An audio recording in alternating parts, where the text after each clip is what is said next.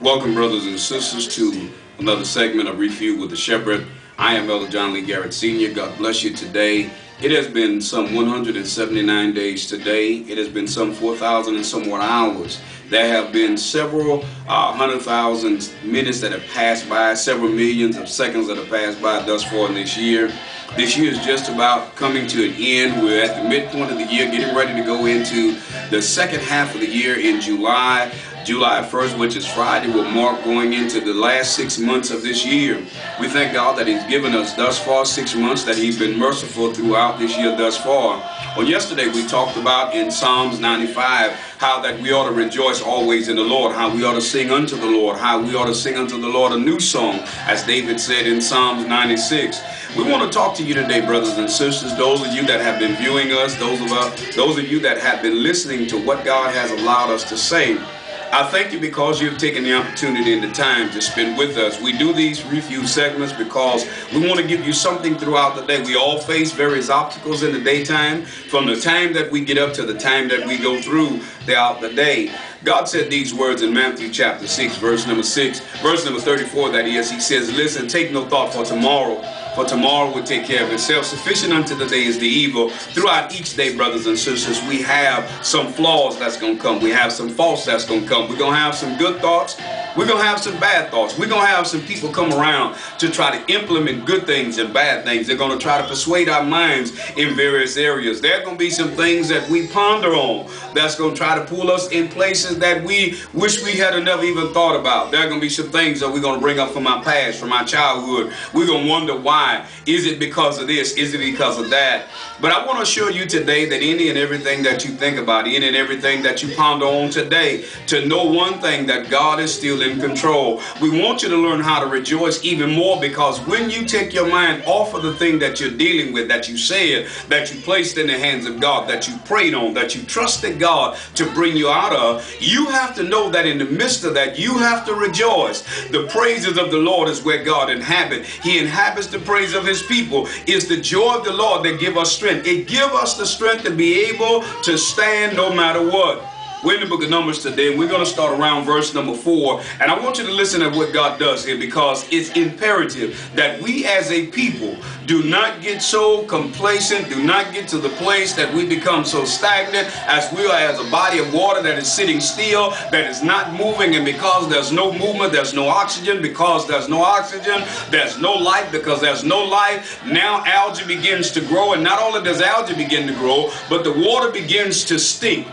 We have to have constant movement about us, in our mind, in what we do, in our lives, in our homes, in our relationships, on our jobs. We cannot just sit still into the place to where we don't know where we're going. We have to constantly ask God for direction. That's why David said throughout the Psalm, he needed God to guard his mind as well as his thoughts, but also for God to guard his mouth. Listen to what happens when we don't allow God to guard our mouth. Because see, just because God has given you a victory doesn't mean that everything is all the way over. Because when God gives us a great victory, God wants to see whether or not we're going to rejoice in spite of it all. Israel here, when you get a chance to read the 21st chapter of the book of Numbers, as Numbers is set aside, as it numbered the children of Israel, as it prepared them to go into the promised land, as it does a rebuttal of what God dealt with Israel in the book of Exodus, as it does a rebuttal of what God dealt with Israel in the book of Leviticus. So in the book of Numbers, you're going to see a repetitive of things that were said in Exodus and Leviticus, but it also shows you some things that Leviticus and Exodus didn't talk about, but it shows you how rebellious Israel got as they were in the wilderness going to the promised land. Here God gave them a victory. They had a great war with the Canaanites. But guess what happened? God allowed them to pass a course that wasn't too pleasant, that wasn't too glorified, that wasn't up to their par, that wasn't a place that seemed to be good. It was hot. It was dry. There was not a whole lot of water. The road wasn't smooth enough for them to pass. Check out what it said, and I'll read for your hearing. Numbers chapter 21, beginning at verse 4. And they journeyed from Mount Hor by the way of the Red Sea to compass the land of Edom. And the soul of the people was discouraged because because of the way they got complacent. They got dissatisfied. They didn't like the place they were going because it wasn't pleasant. It wasn't good for them. They thought they were more than that. Just as Naaman, as you look in the book of 1 Kings, Naaman got mad because Elisha did not come to him, but he sent his servant and told him to go dip 7 times in the Jordan River. And he said, you mean to tell me a man of my stature, a man of my demeanor, of my class, you know where I'm from, you gonna tell me to go dip in the dirtiest river there is? Some of us don't like the channel, does not like or want to ride in the place or in the vehicle that God chooses to bring us to the place of destiny and blessing, so that the victory that we have received from God can become more glorifying unto God, and we can gratify God even more. We don't like that. So here the children of Israel, they became discouraged with God. They became discouraged with the way. In other words, they were displeased. They didn't like the fact that the house wasn't a mansion, it was too small. They didn't like the fact that it didn't have gold and silver. It had just some regular stuff in it. The floor was dirt. The house was made out of wood. It didn't have all the fine carvings that they were used to. It goes on verse 5, and the people spake against God and against Moses. Wherefore have you brought us up out of Egypt to die in the wilderness? For there is no bread, neither is there any water. Our soul loatheth for this life. But look, you know what, Moses? The bread that you done gave us, it ain't even filling us up. We don't like this here right here. We don't want this here, man. This light bread. This bread ain't even got no salt in it.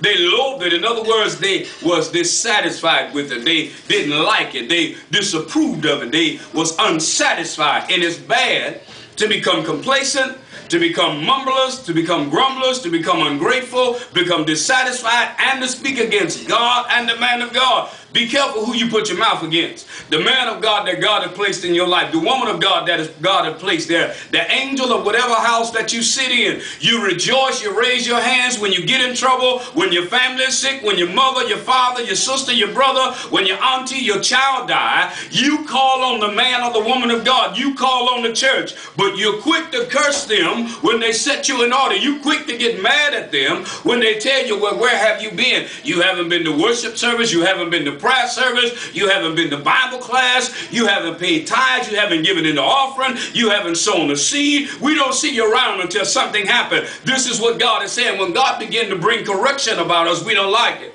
Or if we are there and they begin to speak things over our life, and the trail that God begins to let go down our trail, and it seems that they're knocking at our door, they're in our bedroom, they're in our closet, they're in our attic. We think that somebody have told them our business when they haven't. God gave the preacher the mail, and the preacher now is reading your mail because the Holy Ghost enlightened them of what you have been doing or what has been going on. So God to let you know, hey, look, you thought you got away with it. You thought you was hiding. Let me let you know you ain't hiding. I talked to you. I tried to get you to recognize, but you didn't. But you're unsatisfied. You asked me for some bread. I gave it to you. You asked me to pay your bills. You still were dissatisfied. I made sure your light bill, your water bill, your gas bill. I made sure your insurance on yourself, your insurance on your house, insurance on your children. Your car insurance was paid, but you were dissatisfied because the money that was there only was enough to cover your bills, and you was mad because you couldn't go gamble, you couldn't get your alcohol, you couldn't play with the things you used to play with, you couldn't get a little porn here, you couldn't go on and buy you a little bit on this side, you couldn't get the drugs that you were used to. You asked me to satisfy your need, and I did, and you became ungrateful.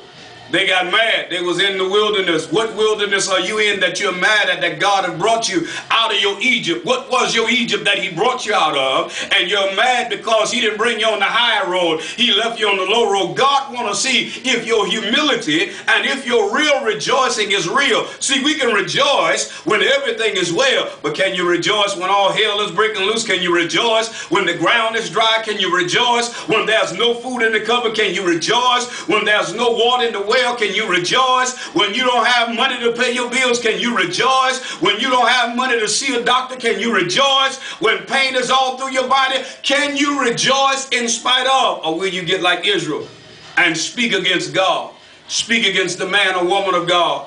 And God here now, looks what happened. God brings judgment, and the Lord sent fiery serpents among the people, and they bit the people, and much people of Israel died. Now let me help us understand this right here. In this day and time, those fiery serpents that come, things in our life begin to die. Sometimes literally there are loved ones that may die. There are friends that may die. But guess what? Some of the things that we have begin to decay, they begin to crumble, they begin to fall apart. There begin to be more repairs that need to be made. Your body begin to face things that it never faced before. Your mind seems to be more in turmoil. Your children begin to